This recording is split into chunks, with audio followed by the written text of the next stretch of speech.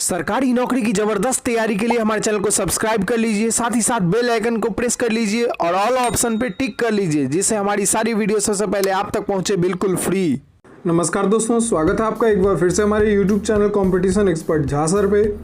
आज का वीडियो जो है, इस वीडियो में मैं आपको दक्षिण भारत के प्रमुख राजवंशों के बारे में बताऊंगा। एंशिएंट हिस्ट्री का ये एक अच्छा पार्ट है जिसमें आप एक हिसाब से इसमें सारे जितने भी दक्षिण भारत के राजवंश हुए हैं उनके बारे में जितनी खासी जानकारियाँ आपको ज़रूरी है उन सब के बारे में मैं अच्छे से बताऊंगा। इसलिए आप इस वीडियो को पूरा देखिए और चैनल पर नए आए हैं तो इसे सब्सक्राइब कर लीजिए। आज का ये वीडियो के अलावा अब एंशिएंट हिस्ट्री में सिर्फ एक और वीडियो बचा हुआ है, एक और टॉपिक बचा हुआ है जिसको कि मैं वीडियो के रूप में बना के आपको डाल दूंगा, और वह ये है कि प्राचीन भारत में जो विदेशी आक्रमण किए थे उन सब के बारे में है, जैसे कि हिंदी, यूनानी, शक, पल्लव और कुषाण। तो उन सब के लिए मैं आपको वीडियो डाल दूंगा और इस हिसाब से हमारा एंशिएंट हिस्ट्री कंप्लीट हो जाएगा। इसके बाद मैं मेडाइवल की तरफ मूव करूंगा और इसके अलावा पॉलिटी का भी वीडियो बनाना स्टार्ट कर रहा हूँ। क्विज़ अच्छा चल रहा है, आप लोग जो है जो नहीं जुड़े हैं वो लोग आसानी से हमारे क्विज़ में जुड़ सकते हैं, हमारे ग्रुप में जुड़ सकते हैं। सारा लिंक डिस्क्रिप्शन बॉक्स में दिया हुआ है। तो फिलहाल आज का वीडियो जो है हमारा दक्षिण भारत का प्रमुख राजवंश, उसको स्टार्ट करते हैं, उसके पॉइंट को समझते हैं। सबसे पहला पॉइंट है दोस्त कि पल्लव वंश का संस्थापक। अब हम लोग दक्षिण भारत में सबसे पहले जो है पल्लव वंश को पढ़ेंगे और यह पल्लव वंश काफ़ी एग्जाम के लिए महत्वपूर्ण है। तो समझिए पल्लव वंश में और क्या क्या मेन बातें हुई थी। तो पल्लव वंश का जो संस्थापक था वह सिंह विष्णु था। आपको ये याद रखना है कि पल्लव वंश का संस्थापक कौन था, इसकी राजधानी कहाँ थी। तो यह कांची थी, कांचीपुरम थी, जो तमिलनाडु में कांचीपुरम में है। तो पल्लव वंश से आपको 2-3 पॉइंट अच्छे बनते हैं कि पल्लव वंश का संस्थापक कौन था, तो सिंह विष्णु, और पल्लव वंश की जो राजधानी थी वह कांची थी, और पल्लव वंश के जो राजा होते थे वह वैष्णव धर्म को मानते थे।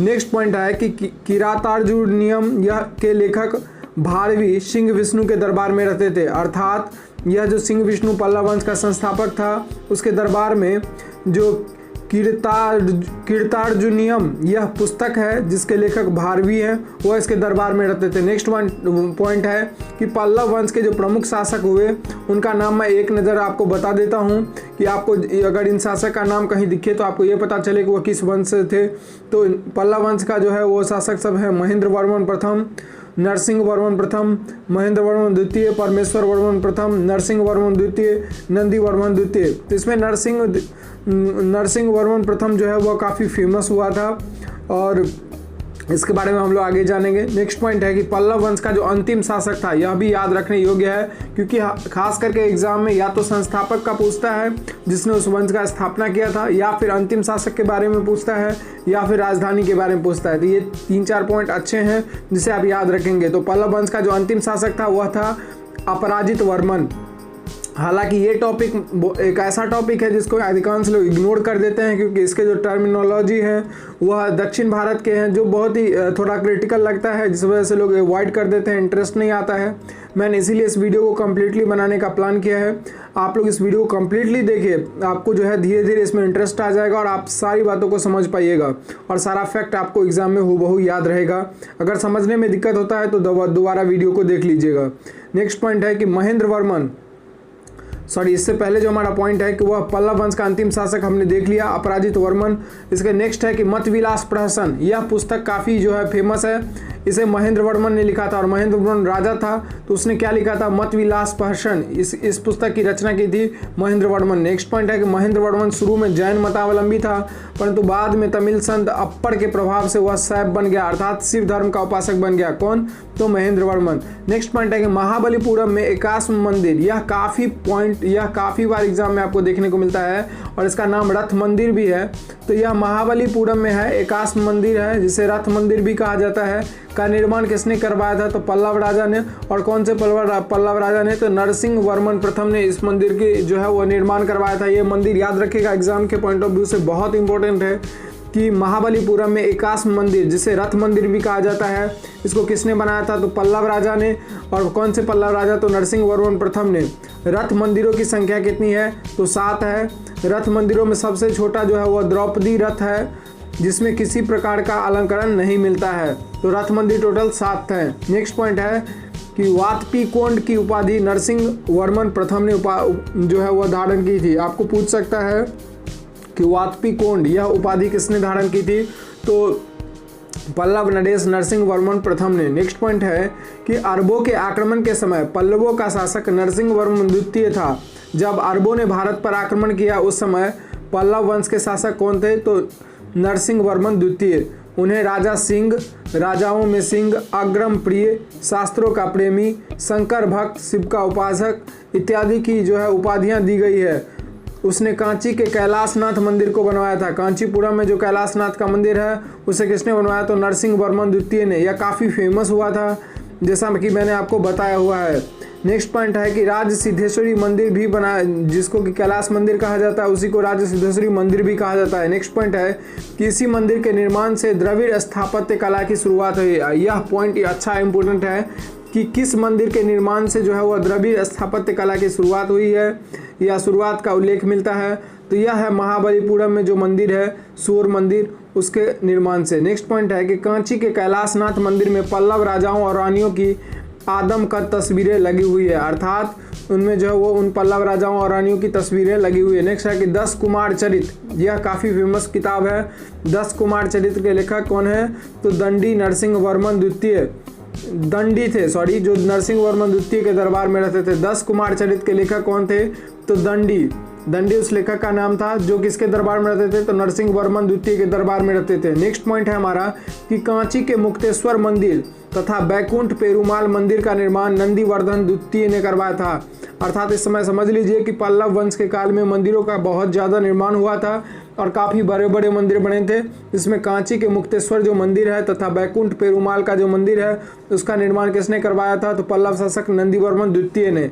नेक्स्ट पॉइंट है कि प्रसिद्ध वैष्णव संत तिरुमंगई अलवार ने नंदीवर्मन द्वितीय के समकालीन थे। यह संत जो है, जैसे आपको पूछता है कि तुलसीदास किसके समकालीन थे, तो जो है वो अकबर का नाम आता है। उसी तरह से प्रसिद्ध वैष्णव संत जो थे तिरुमंगई अलवर, यह किसके समय काल में थे? तो नंदीवर्मन द्वितीय जो पल्लव वंश का शासक था। तो इस तरह से पल्लव वंश कंप्लीट हो जाता है। इसमें इतनी सारी फैक्टें हैं जो मैंने अभी आप लोगों को बताया है, ये सब पल्लव वंश के लिए इंपॉर्टेंट पॉइंट है। आप इसको जो है बार बार देख के या फिर इसको नोट डाउन करके ये जो है याद रख सकते हैं। नेक्स्ट एक वंश आता है राष्ट्रकूट वंश। जी हाँ, दक्षिण भारत के प्रमुख राजवंशों में पल्लव वंश के बाद जो वंश पढ़ने योग्य है वह है राष्ट्रकूट वंश। तो राष्ट्रकूट वंश के बारे में हम लोग जानते हैं। राष्ट्रकूट वंश का देखिए, सबसे पहले हम लोग संस्थापक के बारे में जानेंगे। राष्ट्रकूट वंश का जो संस्थापक था उसका नाम है दंती दुर्ग और 752 ईस्वी में इसकी स्थापना की थी। शुरुआत में वो कर्नाटक के चालुक्य राजाओं के अधीन था, अर्थात कर्नाटक के जो चालुक्य राजा थे उसके अधीन वह कार्यरत था। तो राष्ट्रकूट वंश का संस्थापक कौन था? तो दंती दुर्ग, आप इसे याद रखेंगे। नेक्स्ट पॉइंट है कि राष्ट्रकूट वंश की राजधानी जो थी वह मनकीर या मान्यखेत, वर्तमान में मालखेर सोलापुर के निकट थी, अर्थात मान्यखेत उसका नाम था या मानकीर उसको बोला जाता था। यह राष्ट्रकूट वंश की राजधानी थी। नेक्स्ट पॉइंट है कि राष्ट्रकूट वंश के प्रमुख जो शासक थे उनमें थे कृष्ण प्रथम, ध्रुव, गोविंद तृतीय, अमोघ वर्ष, कृष्ण द्वितीय, इंद्र तृतीय और कृष्ण तृतीय। यह जो है इस राष्ट्रकूट वंश के प्रमुख शासक हुए हैं। नेक्स्ट पॉइंट है कि एलोरा के प्रसिद्ध कैलाश मंदिर का निर्माण कृष्ण प्रथम ने करवाया था। और आप यह पॉइंट काफ़ी एग्जाम के लिए ज़रूरी हो जाता है कि एलोरा का प्रसिद्ध कैलाश मंदिर, यह आता है एग्जाम में कि एलोरा का प्रसिद्ध कैलाश मंदिर का निर्माण किसने करवाया था? तो कृष्ण प्रथम ने करवाया था। और कृष्ण प्रथम का संबंध किस राज्य से है? तो राष्ट्रकूट राजवंश से है, राष्ट्रकूट राजवंश से। जी हाँ, राष्ट्रकूट राजवंश से जो है वो कृष्ण प्रथम का संबंध है, जिन्होंने एलोरा के प्रसिद्ध कैलाश मंदिर को बनवाया। नेक्स्ट पॉइंट है कि ध्रुव राष्ट्रकूट वंश का पहला शासक था जिसने कन्नौज पर अधिकार करने हेतु त्रिपक्षीय संघर्ष में भाग लिया और प्रतिहार नरेश वत्सराज एवं पाल नरेश धर्मपाल को पराजित कर दिया। नेक्स्ट पॉइंट है कि ध्रुव को धारावर्ष भी कहा जाता है। ध्रुव जो उसका राजा था राष्ट्रकूट वंश का, उसको धारावर्ष की उपाधि भी दी गई है। नेक्स्ट पॉइंट है गोविंद तृतीय ने त्रिपक्षीय संघर्ष में भाग लेकर चक्रा युद्ध एवं उसके संरक्षक धर्मपाल तथा प्रतिहार वंश के शासक नागभट्ट द्वितीय को पराजित किया था। यह आप एग्जाम के पॉइंट ऑफ व्यू से इंपॉर्टेंट नहीं है, इसीलिए हम लोग इस पॉइंट को स्किप करेंगे। हालांकि यह त्रिपक्षीय संघर्ष आप लोग जो है इसको डीप में पढ़ने के बाद पता चलेगा कि 3 गुट मिलकर कैसे जो है वो प्रतिहार वंश को हराए हुए थे। नेक्स्ट पॉइंट है कि पल्लव, पांड्य, केरल एवं गंग शासकों के संघ को गोविंद तृतीय ने नष्ट किया था। यहाँ पे भी त्रिकूट की बात की गई है। नेक्स्ट है कि अमोघ वर्ष जैन धर्म का अनुयायी था। यह राष्ट्रकूट वंश का जो राजा अमोघ वर्ष था वह किस धर्म को मानता था, तो वह जैन धर्म का अनुयायी था। इसने कन्नड़ में कवि राजमार्ग की रचना की। आपको पूछ सकता है कि कन्नड़ में कवि राजमार्ग की जो रचना किसने की है, तो अमोघ वर्ष ने। नेक्स्ट है कि आदि पुराण के रचनाकार जीन सेन, गणित सार संग्रह के लेखक महावीराचार्य एवं अमोघ वृत्ति के लेखक सयाक्तना अमोघ वर्ष के दरबार में रहते थे। यह तीन जो काफ़ी फेमस पुस्तकें हैं और उनके लेखक हैं जो अमोघ वर्ष के दरबार में रहते थे। नेक्स्ट पॉइंट है कि अमोघ वर्ष ने तुंगभद्रा नदी में जल समाधि लेकर अपने जीवन का अंत कर दिया। यह अमोघ वर्ष जो राजा था राष्ट्रकूट वंश का, उन्होंने क्या किया, तो तुंगभद्रा नदी में जल समाधि लेकर अपने जीवन का जो है वह त्याग किया था। नेक्स्ट पॉइंट है कि इंद्र तृतीय के शासनकाल में अरब निवासी अलमसूदी भारत आया था। इंद्र तृतीय जो राजा था राष्ट्रकूट वंश का, उसके काल में अरब निवासी कौन आया था, अलमसूदी भारत आया था। याद रखिएगा, इसने तत्कालीन राष्ट्रकूट शासकों को भारत का सर्वश्रेष्ठ शासक कहा है। उसने जो अपनी रचना की है या अपने वक्तव्य को रखा है उसमें जो है वो राष्ट्रकूट शासकों को भारत का सर्वश्रेष्ठ शासक बताया है। नेक्स्ट पॉइंट है कि राष्ट्रकूट वंश का अंतिम महान शासक जो था वह कृष्ण तृतीय था, जो अंतिम महान शासक था। इसी के दरबार में कन्नड़ भाषा के कवि जो है वह कौन रहते थे, तो पुण्य रहते थे, जिन्होंने शांति पुराण की रचना की थी। पुण्य किनके दरबार में रहते थे, तो कृष्ण तृतीय के दरबार में। नेक्स्ट पॉइंट है कि कल्याणी के चालुक्य तैलप द्वितीय ने 973 ईस्वी में कर्क को हराकर राष्ट्रकूट राज्य पर अपना अधिकार कर लिया और कल्याणी के चालुक्य की नींव डाल दी। अर्थात कहने का मतलब यह है कि राष्ट्रकूट वंश के बाद दक्षिण भारत में किस वंश का उदय हुआ, तो वह हुआ कल्याणी के चालुक्य। अर्थात जो चालुक्य वंश था उसका जो कल्याणी विंग था उसका जो है वह नींव पड़ा कब, 973 ईस्वी में। और किसने नींव रखा, तो तैलप द्वितीय ने। अब नेक्स्ट पॉइंट है कि एलोरा एवं एलिफेंटा, यह महाराष्ट्र में जो है वह गुफा मंदिर है जिसका निर्माण किसके काल में हुआ था, तो राष्ट्रकूट वंश के काल में ही हुआ था। एलोरा एवं एलिफेंटा जो महागुफा है उसका निर्माण राष्ट्रकूटों के समय में ही हुआ था। यह एग्जाम के लिए ज़रूरी है, इसलिए आप इसे याद रखेंगे। नेक्स्ट पॉइंट है कि एलोरा में 34 शैलकृत गुफाएं हैं। आप याद रखिए कि एलोरा की जो गुफा है उसमें 34 शैलकृत गुफाएं अर्थात पत्थरों को काटकर बनाया गया है। नेक्स्ट है इनमें से 1 से 12 तक में बौद्ध, 13 से 29 तक में हिंदुओं और 30 से 34 तक में जैन की गुफाएं हैं। बुद्ध गुफाओं में सबसे प्रसिद्ध विश्वकर्मा गुफा संख्या 10 नंबर 10 में है। इसमें एक चैत्य है, वहाँ पर 2 मंजिला और 3 मंजिली गुफाएं भी है जिन्हें 2 थल और 3 थल नाम दिया गया है। एलोरा की गुफा 15 में विष्णु को नरसिंह अर्थात पुरुष सिंह के रूप में दिखलाया गया है। नेक्स्ट पॉइंट है एलोरा गुफाओं का सर्वप्रथम उल्लेख फ्रांसीसी यात्री थेविनेट ने 17वीं शताब्दी में किया था।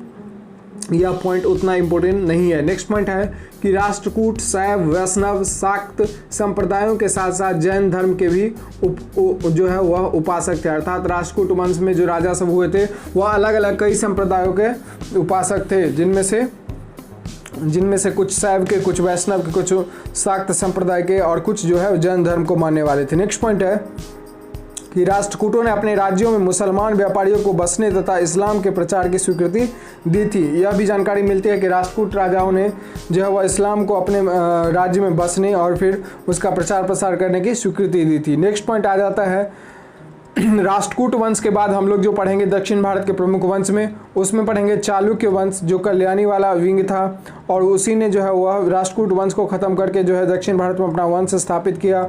कौन इसके संस्थापक थे, तो तैलप द्वितीय। जो चालुक्य वंश के कल्याणी के जो संस्थापक थे वह तैलप द्वितीय थे और इसकी राजधानी जो थी वह मानेखेट थी। और यह कौन सा चालुक्य का विंग था, तो कल्याणी के चालुक्य। आगे जाके हम चालुक्य वंश के जो है अलग अलग विंग देखेंगे। नेक्स्ट पॉइंट है कि चालुक्य वंश कल्याणी के जो प्रमुख शासक वो तैलप प्रथम, तैलप द्वितीय, विक्रमादित्य, जय सिंह, सोमेश्वर द्वितीय, विक्रमादित्य 6 और सोमेश्वर तृतीय और तैलप तृतीय। नेक्स्ट पॉइंट है कि सोमेश्वर प्रथम ने मानेखेट से राजधानी हटाकर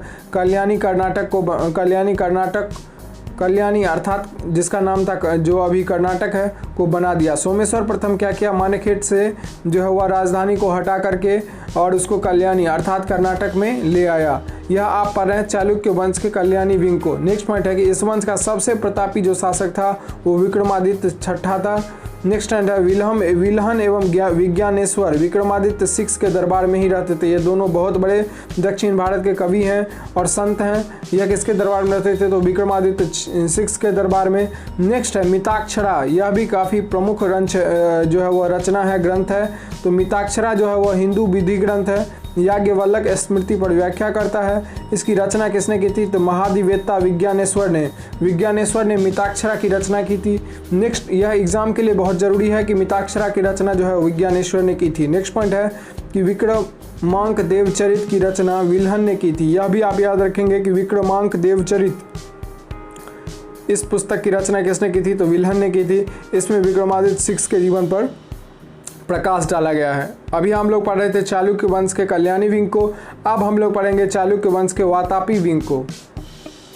इसमें आप ध्यान रखिएगा, यह चालुक्य वंश जो है 2-3 विंग में बटा हुआ था, इसीलिए आप इसमें कंफ्यूज नहीं होंगे और धीरे धीरे जो है इसको सारी चीज़ को नोट करके इसको अच्छे से पढ़ेंगे। तो इसमें जो है चालुक्य वंश के जो वातापी विंग है, इसमें जयसिंह ने वातापी के चालुक्य वंश की स्थापना की थी। यह जयसिंह जो है वह वातापी के चालुक्य वंश की स्थापना की थी, जिसकी राजधानी जो है वातापी था, जो बीजापुर के निकट था। इस वंश के प्रमुख शासक पुलकेशिन प्रथम, कीर्तिवर्मन, पुलकेशिन द्वितीय, विक्रमादित्य, विनयादित्य, विजयादित्य और इनमें सबसे प्रतापी राजा पुलकेशिन द्वितीय था, जो बहुत ही फेमस हुआ था। वही चालुक्य वंश के वातापी विंग का था और चालुक्य वंश का सबसे प्रतापी राजा यही था, पुलकेशिन द्वितीय। नेक्स्ट पॉइंट है कि महाकूट स्तंभ लेख से प्रमाणित होता है कि पुलकेशिन द्वितीय बहुस्वर्ण एवं अनिष्टेमी यज्ञ संपन्न करवाया था, जिनेंद्र का मांगुती मंदिर पुलकेशिन द्वितीय ने बनाया था। अर्थात जो इंद्र का जो मंदिर मेंगुती मंदिर है वह किसने बनाया था? तो पुलकेशिन द्वितीय ने। और यह चालुक्य के वातापी विंग का शासक था। पुलकेशिन द्वितीय ने हर्षवर्धन को भी हराया था। यह काफ़ी इंपॉर्टेंट पॉइंट है कि हर्षवर्धन वाले पॉइंट में आपको देखने को मिलेगा। पुलकेशिन द्वितीय ने हर्षवर्धन को हराकर परमेश्वर की उपाधि धारण की थी। आपको पूछ सकता है कि हर्षवर्धन को किस शासक ने हराया था? तो पुलकेशिन द्वितीय ने, जो चालुक्य के शासक था। और किस विंग का? तो वातापी विंग का। इसने दक्षिणापथेश्वर की उपाधि भी धारण की थी। इसे दक्षिणापथेश्वर भी कहा जाता है पुलकेशिन द्वितीय को।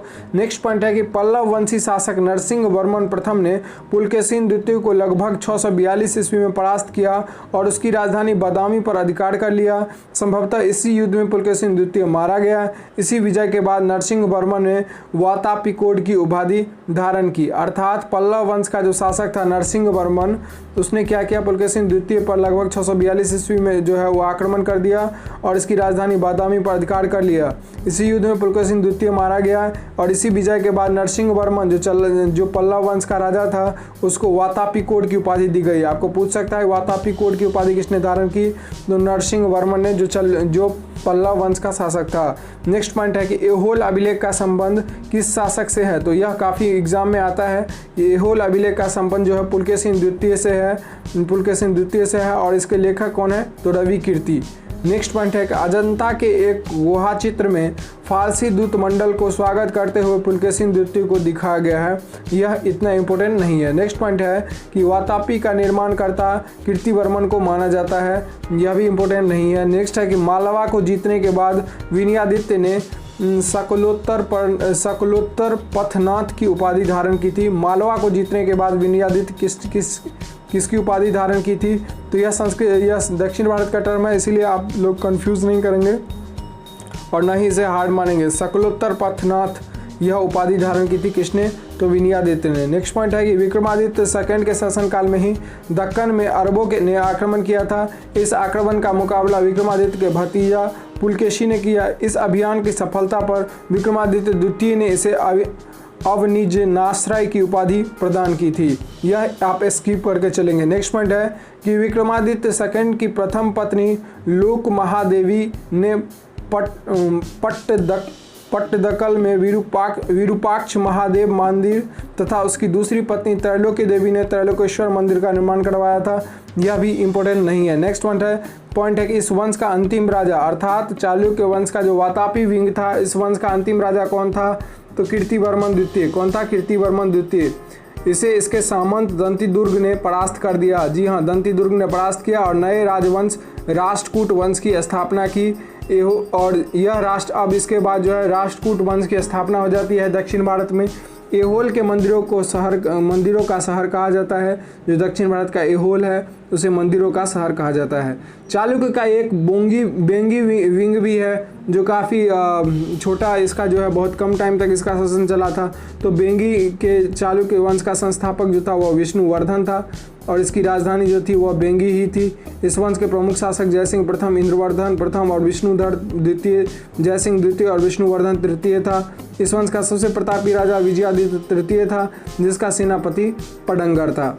तो यह इंपॉर्टेंट नहीं है, इसीलिए आप इस विंग को छोड़ देंगे। नेक्स्ट पॉइंट है यह चोल जो है, चोल साम्राज्य जो है, चोल वंश जो है वो बहुत ही इंपॉर्टेंट वंश है, बहुत ही इंपॉर्टेंट साम्राज्य है एग्जाम के पॉइंट ऑफ व्यू से। इससे क्वेश्चन अच्छे आकार से आते हैं और यह दक्षिण भारत के राजवंशों में प्रमुख राजवंश रहा है। तो इसके बारे में जानते हैं आइए। और इससे पहले जो है वो आपको अगर इन सब भी विंग में या फिर किसी भी चीज़ों में को समझने में दिक्कत हो रहा हो तो आप मुझे मेरे ग्रुप में मैसेज करें, मैं आपको ज़रूर आंसर करूंगा और उसके बारे में अच्छे से बताऊंगा। फिलहाल आप वीडियो को एक बार में नहीं समझ पा रहे हैं तो इसे रिपीट करके ज़रूर देखिएगा। और वीडियो अच्छा लग रहा है या फिर यूज़फुल लग रहा है, जो आपको नॉलेज मिल रहा है, तो आप ज़रूर इसे लाइक कर दीजिए और इसे अपने दोस्तों में शेयर कर दीजिए ताकि और ज़्यादा लोगों को फ़ायदा हो जो मैं मेहनत कर रहा हूँ। नेक्स्ट पॉइंट है चोल वंश के बारे में हम लोग अच्छे से जानते हैं कि चोल वंश के बारे में क्या क्या चीज़ पढ़ना है। तो 9वीं शताब्दी में चोल वंश पल्लवों एवं ध्वंसावशेषों पर स्थापित हुआ। 9वीं शताब्दी में चोल वंश की स्थापना हुई थी। जो पल्लवों के जो है खात्मा के बाद जो है इस वंश की स्थापना हुई थी। इस वंश के संस्थापक जो हैं वह चोल के संस्थापक कौन है तो विजयालय हैं, जिसकी राजधानी जो है तंजाई, तंजौर और तंजावुर था। तंजावुर का वास्तुकार जो है वो कुंजर मल्लन राजराज पेरुथच्चन था। अर्थात ये आपको याद रखने का कोई ज़रूरी नहीं है, सिर्फ आप इतना याद रखिए कि चोल वंश का जो संस्थापक था वह विजयालय था और इसकी राजधानी जो थी वह तंजाई या तंजौर या तंजावुर था। नेक्स्ट पॉइंट है कि विजयालय ने नरकेसरी की उपाधि धारण की और निशुंभ दिशनी देवी मंदिर का जो है निशुंभ शूदिनी मंदिर जो है देवी का मंदिर बनवाया था। नेक्स्ट है कि चोलों का स्वतंत्र राज्य आदित्य प्रथम ने स्थापित किया था। नेक्स्ट पॉइंट है पल्लवों पर विजय पाने के उपरांत आदित्य प्रथम ने कोदंडराम की उपाधि धारण की थी। किसने उपाधि धारण की थी कोदंडराम की? तो यह उपाधि धारण की थी आदित्य प्रथम ने। नेक्स्ट पॉइंट है चोल वंश के जो प्रमुख राजा हुए थे उनके बारे में आपको बता देता हूँ। चोल वंश के जो प्रमुख राजा हुए थे परांतक प्रथम, दूसरा है राजराज प्रथम, तीसरा है राजेंद्र प्रथम और चौथा है राजेंद्र द्वितीय और पांचवा कोलुतुंग। अब नेक्स्ट पॉइंट है कि तक्कोलम के युद्ध में राष्ट्रकूट नरेश कृष्ण तृतीय ने परांतक फर्स्ट को पराजित किया था। इस युद्ध में परांतक फर्स्ट का बड़ा लड़का राजादित्य मारा गया था। ये इसको आप स्किप करेंगे। नेक्स्ट पॉइंट है राजराज प्रथम ने श्रीलंका पर आक्रमण किया था। यह बहुत फेमस है कि कौन से दक्षिण भारत शासक ने श्रीलंका पर आक्रमण किया था तो राजराज प्रथम ने। इस पर जो है प्रथम से याद रखिए कि श्रीलंका पर प्रथम बार आक्रमण किया था किसने तो राजराज प्रथम ने। वहाँ के राजा महिम पाँच को भाग कर श्रीलंका के दक्षिण जिला रोहन में शरण लेनी पड़ी थी और वह हरा दिया था उसे। नेक्स्ट है कि राजराज प्रथम ने श्रीलंका के विजित प्रदेशों को चोल साम्राज्य का एक नया प्रांत मुंडी चोल मंगलम बनाया और पोलन रुआ को इसकी राजधानी बनाया। अर्थात जो उसने श्रीलंका के जगह को जीता था उससे एक नया राज्य बनाया और उसकी नई राजधानी बनाई। नेक्स्ट है कि राजराज प्रथम शैव धर्म का अनुयायी था। वह किस धर्म को मानता था तो शैव धर्म को, और इसने तंजौर में राजराजेश्वर का मंदिर बनाया। यह बहुत ही फेमस है। राजराजेश्वर का मंदिर तंजौर में है जिसे राजराज प्रथम ने बनाया था जो शैव धर्म का जो है वो अनुयायी था। नेक्स्ट पॉइंट है कि चोल साम्राज्य का सर्वाधिक विस्तार राजेंद्र प्रथम के शासनकाल में हुआ। सबसे ज़्यादा जो चोल साम्राज्य का विस्तार हुआ वह राजेंद्र प्रथम के शासनकाल में हुआ। बंगाल के पाल शासक महिपाल को पराजित करने के बाद राजेंद्र प्रथम ने गंगेकोंड चोल, यह बहुत ही फेमस उपाधि है, राजेंद्र प्रथम ने उपाधि धारण की और नवीन राजधानी गंगेकोंड चोलपुरम के निकट चोलमंगम नामक विशाल तालाब का निर्माण करवाया। अब अर्थात इससे एक अच्छा सा पॉइंट आता है उभर के कि राजेंद्र प्रथम को कौन सी उपाधि दी गई तो गंगेकोंड चोल, यह उपाधि जो है वह राजेंद्र प्रथम को दी गई। नेक्स्ट पॉइंट है कि चोल काल में जो भूमि का प्रकार था वो इस तरह से था। आप लोग इसका स्क्रीनशॉट लेके इसको पढ़ सकते हैं, इसको एक्सप्लेन करने की यहाँ ज़रूरत नहीं है। नेक्स्ट है कि गजनी का सुल्तान महमूद राजेंद्र प्रथम के जो है समकालीन था। जो गजनी का सुल्तान महमूद था वह राजेंद्र प्रथम के समय के समकालीन था। नेक्स्ट पॉइंट है कि राजेंद्र द्वितीय ने प्रकेशड़ी एवं की एवं वीर राजेंद्र ने राजकेसरी की उपाधि धारण की थी। यह इनके उपाधि हैं। नेक्स्ट है चोल वंश का जो अंतिम राजा हुआ था, यह एग्जाम के लिए ज़रूरी है, राजेंद्र तृतीय हुआ था चोल वंश का अंतिम शासक। नेक्स्ट पॉइंट है कि चोलों एवं पश्चिमी चालुक्यों के बीच शांति स्थापित करने में गोवा के कादम्ब शासक जयकेश प्रथम ने मध्यस्थ की भूमिका निभाई थी। यह इंपॉर्टेंट नहीं है। नेक्स्ट पॉइंट हम लोग पढ़ेंगे कि विक्रम चोल अभाव एवं अकाल से ग्रस्त गरीब जनता से राजस्व वसूल कर चिदम्बरम मंदिर का विस्तार करवा रहा था। यह भी इंपॉर्टेंट नहीं है। नेक्स्ट स्किप करेंगे हम लोग इसको और हम लोग जो है वो मेन पॉइंट को देखते हैं। अगला जो पॉइंट है वह है कि संपूर्ण चोल साम्राज्य जो है वह 6 प्रांतों में बटा हुआ था। आप चोल साम्राज्य जो कितने प्रांतों में बटा हुआ था, तो 6 प्रांतों में। प्रांत को मंडलम कहा जाता था। मंडलम कोट्टम में, कोट्टम नाडु में एवं नाडु जो है वह कई कुर्रमों में विभक्त था। इस तरह से बटा हुआ था। नाडु का स्थानीय सभा को नाटू एवं नगर की स्थानीय सभा को नगरतार कहा जाता था। इस तरह से यह चोल वंश के बारे में डिटेल है। नेक्स्ट है कि स्थानीय स्वशासन चोल प्रशासन की प्रमुख विशेषता थी। जी हाँ, एग्जाम में यह कई बार आता है कि चोल प्रशासन की प्रमुख विशेषता क्या थी, तो स्थानीय स्वशासन। बहुत अच्छी तरीके से व्यवस्थित तरीके से उन लोगों का स्थानीय स्वशासन या स्थानीय व्यवस्था थी। नेक्स्ट पॉइंट है कि ऊढ़ सर्वसाधारण लोगों की समिति होती थी जिसे ऊढ़ कहा जाता था और जिसका कार्य होता था सार्वजनिक कल्याण के लिए तालाबों और बगीचों का निर्माण हेतु गांव एवं भूमि का अधिग्रहण करना। नेक्स्ट पॉइंट है कि चोल काल में भूमि कर जो था वह उपज का 1/3 भाग लिया जाता था। यह भी एग्जाम में आ जाता है। उस समय टैक्स कैसा था, तो 1/3 था। नेक्स्ट, गांव में कार्यरत समिति की सदस्यता के लिए जो वेतनभोगी कर्मचारी रखे जाते थे उन्हें मध्यस्थ कहा जाता था। ब्राह्मणों को दी गई करमुक्त भूमि को उस समय चोल काल में क्या कहा जाता था, यह बहुत महत्वपूर्ण है। ब्राह्मणों को दी गई करमुक्त भूमि को चतुर्वेदी मंगलम एवं दान दी गई भूमि ब्रह्मदेय कहलाती थी। अर्थात जो उनको दान दी जाती थी ब्राह्मणों को, उनको वह चतुर्वेदी मंगलम कहलाता था और जो भूमि दान में दी जाती थी वह ब्रह्मदेय कहलाती थी। नेक्स्ट है, चोल सेना का सबसे संगठित अंग था पदाति सेना। इस तरह से यह इंपॉर्टेंट पॉइंट है। कुछ पॉइंट्स और भी हैं जो अभिलेख के अनुसार पता चलता है कि चोलों के जो है वो किस तरह की व्यवस्था और किस तरह का रूल बनाए गए थे। कुछ इसके अलावा इंपॉर्टेंट पॉइंट है जिसे जानते हैं हम लोग। चोल काल में जो है वो कनलजू जो है वह सोने के सिक्के को कहा जाता था। क्या कहा जाता था, तो कनलजू, यह चोल काल में कहा जाता था। नेक्स्ट पॉइंट है कि तमिल कवियों में जयनोदगर प्रसिद्ध कवि था जो कोलोतुंग प्रथम का राज कवि था। इसकी रचना है कलिग तुपर्णी। इंपॉर्टेंट नहीं है, इस पॉइंट को स्किप करेंगे। नेक्स्ट है कि कंबन और ओटक्कुटनम और पुंगलेदी को तमिल साहित्य का त्रिरत्न कहा जाता है। इसे आप जरूर याद रखेंगे, थोड़ा ऑड है लेकिन याद रखें कि कंबन, ओटक्कुटनम और पुंगलेदी, यह 3 आदमी जो है वह उन्हें तमिल साहित्य का त्रिरत्न कहा जाता है। काफ़ी फेमस है ये लोग। नेक्स्ट पॉइंट है कि पंप, पून और रन कन्नड़ साहित्य के त्रिरत्न माने जाते हैं। पंप, पून और रन को कन्नड़ साहित्य का माना जाता है और इन तीनों को जो है वह तमिल साहित्य का माना जाता है। इस तरह से ये दोनों पॉइंट आप याद रखेंगे। नेक्स्ट पॉइंट है कि पर्सी ब्राउन ने तंजौर के बृहदेश्वर मंदिर के विमान को भारतीय वास्तुकला का जो है वो निष्कर्ष माना है। अर्थात वो पर्सी ब्राउन के अनुसार जो बृहदेश्वर मंदिर तंजौर में है वह जो है वह भारतीय वास्तुकला का निष्कर्ष है, अर्थात भारतीय वास्तुकला का बना हुआ है। चोलकालीन नटराज प्रतिमा को चोल कला का सांस्कृतिक सार या निचोड़ कहा जाता है, जो कि काफ़ी फेमस है। नेक्स्ट पॉइंट है कि चोल कांस्य प्रतिमाएं संसार की सबसे उत्कृष्ट कांस्य प्रतिभाओं में गिनी जाती है। चोल काल में जो प्रतिमाएं हैं वह संसार की सबसे उत्कृष्ट कांस्य प्रतिभाओं में गिनी जाती है। नेक्स्ट है कि शैव संत ईशान शिव पंडित राजेंद्र प्रथम के गुरु थे, यह भी उतना इंपॉर्टेंट नहीं है। नेक्स्ट है कि चोल काल का सबसे महत्वपूर्ण जो बंदरगाह था, यह आप जरूर याद रखेंगे। कौन सा था चोल काल का सबसे प्रमुख बंदरगाह, तो कावेरी पट्टनम। नेक्स्ट पॉइंट है कि बहुत बड़ा गांव जो एक इकाई के रूप में शासित किया जाता था वह क्या कहलाता था, तो तनियर।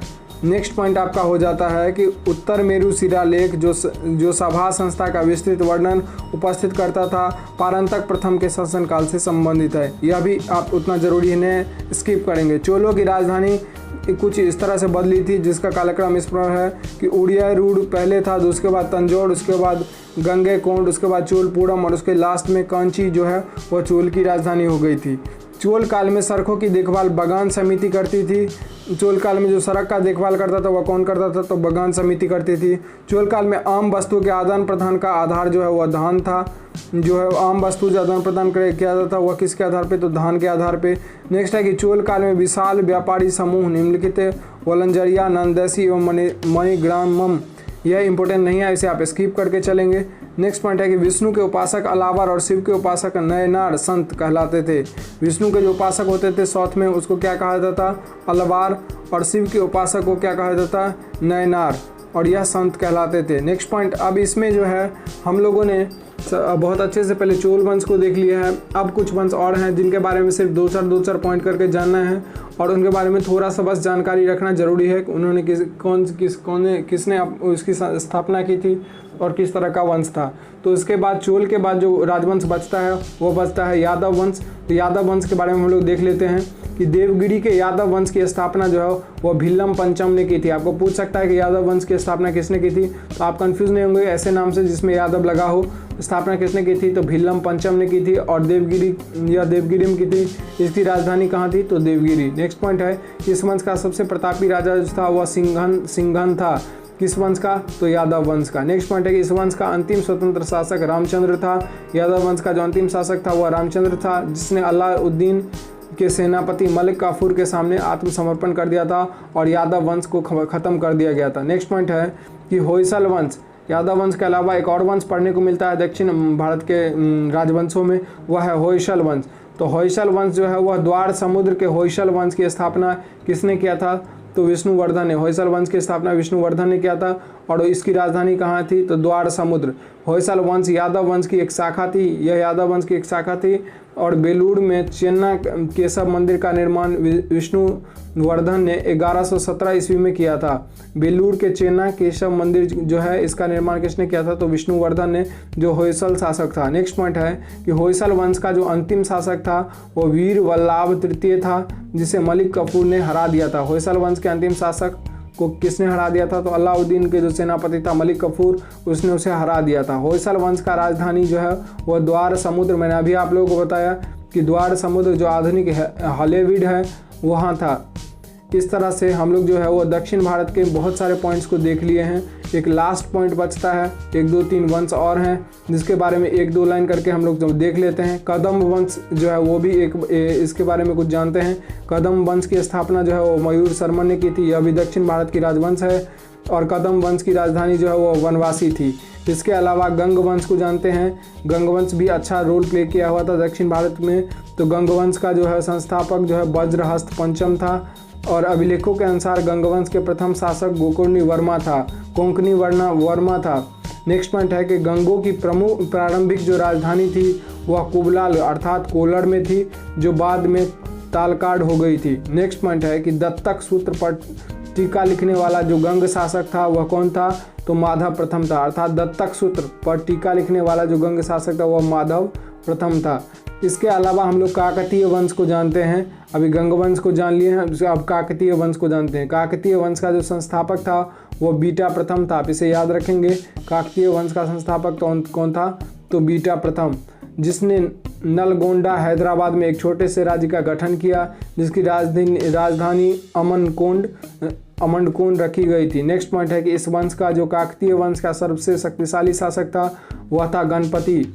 रुद्रमा देवी गणपति की बेटी थी जिसने रुद्रदेव महाराज का नाम ग्रहण किया था, जिसने 35 वर्ष तक शासन किया। नेक्स्ट पॉइंट है कि गणपति ने अपनी राजधानी वारंगल में स्थानांतरित कर लिया, अर्थात अब इसकी राजधानी जो है काकतीय वंश की वह वारंगल हो गई थी। नेक्स्ट है काकतीय वंश राजवंश का अंतिम जो शासक था वह प्रताप रुद्र था, इसे आप याद रखेंगे। काकतीय वंश का अंतिम शासक कौन था, तो प्रताप रुद्र था। इस तरह से इस वीडियो में हम लोगों ने कम्प्लीटली जो है वह दक्षिण भारत के सभी राजवंशों के बारे में जितने भी इंपॉर्टेंट चीज़ें थी वो सब पढ़ लिया है और उम्मीद कर रहा हूँ कि ये वीडियो आपको अच्छी लगी होगी, यूज़फुल होगी, आपके लिए हेल्पफुल होगी और आपके एग्ज़ाम में ज़रूर काम आएगी, चाहे आप किसी भी एग्ज़ाम की तैयारी करते हैं। तो इस तरह से मिलते हैं नेक्स्ट वीडियो में नए टॉपिक के साथ। मैं एक लास्ट टॉपिक बचा हुआ है एंशिएंट का, वो मैं आपको आज जो है वो आज ही डाल दूंगा। इसके अलावा हम लोग कल नए सिरे से नए टॉपिक और नए सब्जेक्ट के साथ चलेंगे। फिलहाल इतना ही, मिलते हैं नेक्स्ट वीडियो में। थैंक यू, जय हिंद।